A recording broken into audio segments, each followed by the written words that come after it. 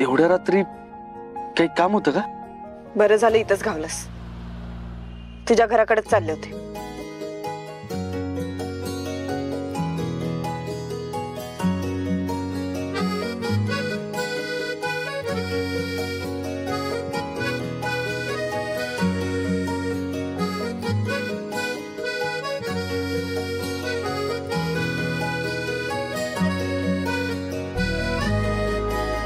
अहो वाघमारे मॅडम कुठे घेऊन चाललं त्याला? अहो सांगा की. हो वाघमारे मॅडम.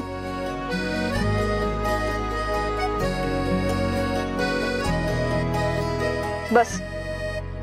वाघमारे घेऊन चाललाय ते चांगलंच आहे, पण नक्की कुठे घेऊन चाललाय ते तरी सांगा. बस.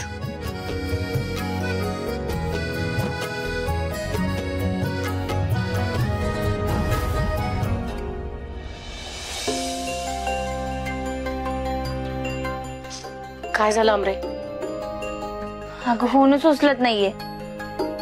बघ की आमरे, अगं सत्यचित्रावांचा विषय निघाला तर चिडली आणि रागाच्या भरात बाहेर निघून गेली. मला एक कळत नाही तिने त्यांच्याविषयी इतका गैरसमज का करून घेतलाय. तेच तर, कुणाचंच ऐकत नाही. मला तर काय वाटतंय आई, आपण सत्यादाजींना आणि दीदीला ना समोरासमोर बसूयात आणि जे काय आहे ना ते स्पष्ट बोलायला लावूयात. तरी बी काय उपयोग नाही, ती नाही ऐकायची. अगं सत्यचित्रावांनी किती वेळा तसा प्रयत्न केलाय तिला समोर बसवून समजावून सांगायचं, पण ते ऐकल तर शपथ. तेच तर ना, लय हट्टी आहे अगं दीदी. तिला असं वाटतंय का सत्यजितरावांनी तात्यासाहेबांच्या कुटुंबाला संपवलं. तिने आजवर सत्यजितरावांची बाजू ऐकूनच घेतली नाही आणि तात्यासाहेबांच्या बोलण्यावर लगेच विश्वास ठेवला. म्हणजे दीदी खरंच तात्यांना भेटली होती? होय, पण त्या तात्यासाहेबांनी अजून कान भरले असणार आहेत तिचे. मंजू अगं काय झालं? सत्यजितरावांना असं का घेऊन आलं तिथं? सांग,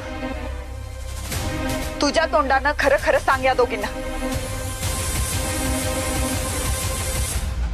या दोघींना ना तू लई मोठा सत्पुरुष वाटतोस. लई कौतुक असते या दोघींना तुझं. त्यामुळे तुझ्या तोंडानं खरं खरं सांगून टाक्या ना आणि या दोघींचा गैरसमज दूर कर.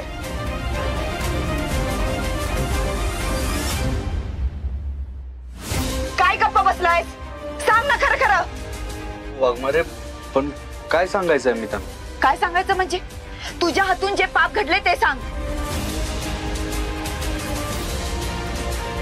सांगून टाकणार ना की तात्यासाहेबाच्या अख्ख्या कुटुंबाला तू जिवंत जाळून टाकलंस. हो वाघमारे. गप्प बस. सध्या तू एकदा कबूल केलेस इथंच, आता मागे नाही फिरायचं. काय बोलताय? मी कधी कबूल केलंय असं? तू त्या दिवशी इथं आला होतास ना तेव्हा. मला गुन्हेगार ठरवून मोकळं झालं तुम्ही, होय ना? केलं मी खून. ठोका ना मला बेड्या, टाक तुरुंगात आणि चढवा फासावर. आठवलं? बोल ना मग, सांग खरं खरं बोल. होय आठवलं मला, मी तसं कबूल केलं होतं. पण बस. केलं होतंस ना कबूल? झालं मग. आता त्याची वेगळी कारणं नाही द्यायची. झालं आई तुझ्या मनाचं समाधान? बरं झालं यानं स्वतः तुमच्या समोर सगळं कबूल केलं. लई त्रास होत असेल ना आता तुम्हाला दोघींना. असाच त्रास मला पण झाला होता जेव्हा मी माझ्या डोळ्यांनी सगळं बघितलं होतं. आता तरी डोळे उघडा. ज्याला तुम्ही देव समजता ना तो राक्षस आहे. राक्षस. होय आहे मी राक्षस. तुम्ही मला गुन्हेगार ठरवलंच आहे ना, तर मग ठीक आहे, मी कबूल करतो. मी जाळून मारलंय त्या तात्याच्या कुटुंबाला. जावा नोंदवा गुन्हा आणि द्या मला शिक्षा. चढवा मला फासावर.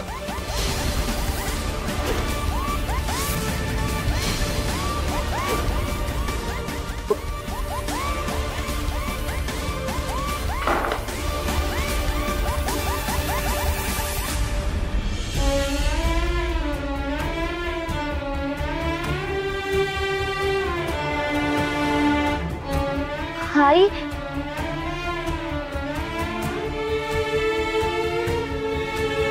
आई, आई बघा, मला माहिती आहे मी आता जे काय बोललो त्याचं तुम्हाला लय वाईट वाटलं असेल, आणि मी जे काय कबूल केलं ते बी खरं आहे असंच तुम्हाला वाटत असेल. पण आई, सत्य वेगळंच आहे. आणि काही गोष्टी अशा आहेत ना ज्या मी तुम्हाला नाही सांगू शकत.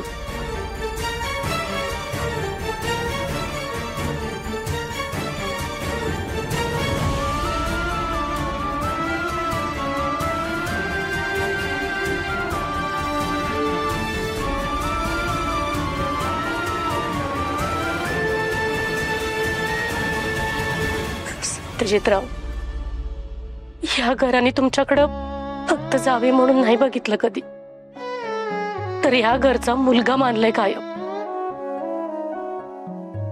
मंजूच्या आयुष्यात किती बी काय बी होऊ देत, पण आम्ही निश्चिंत असायचो, कारण आम्हाला माहिती होतं की तिच्या पाठीशी तुम्ही ठामपणे उभे आहात. आज जरी तुम्ही एकत्र नसलात ना, तरी तुम्ही कधी ना कधी एकत्र याल ह्यावर विश्वास होता आमचा. तुमच्यात जो काही गैरसमज होता तो दूर करून नव्यानं संसार कराल अशी आशा होती. पण आज तुम्ही जी काय कबूल केलं ना, त्यानंतर सगळी आशाच मरून गेली हो. सत्यताजी, त्या रात्री नेमकं काय झालं हे निदान आम्हाला दोघींना तरी सांगा. नाही म्हणजे माझा विश्वास आहेच तुमच्यावर.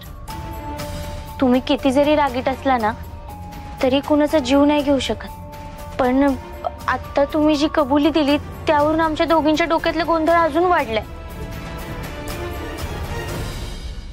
सत्यजितराव, एक आई म्हणून विचारते, मला खरं खरं सांगा, तुम्ही तात्यासाहेबांच्या कुटुंबाचा जीव नाही ना घेतला?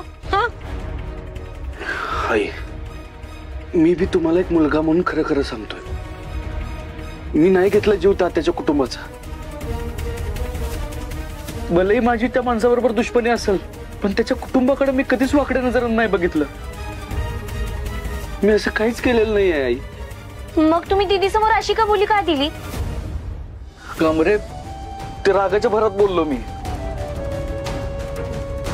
त्या रात्री मी रागाच्या भरातच बोललो होतो. वाघमारे माझं ऐकूनच घेत नाहीत म्हणून बोलून गेलो मी. सत्यजितराव, पण तुम्ही एकदा मंजूला नीट समोर बसवून सगळं खरं खरं का समजावून सांगत नाही?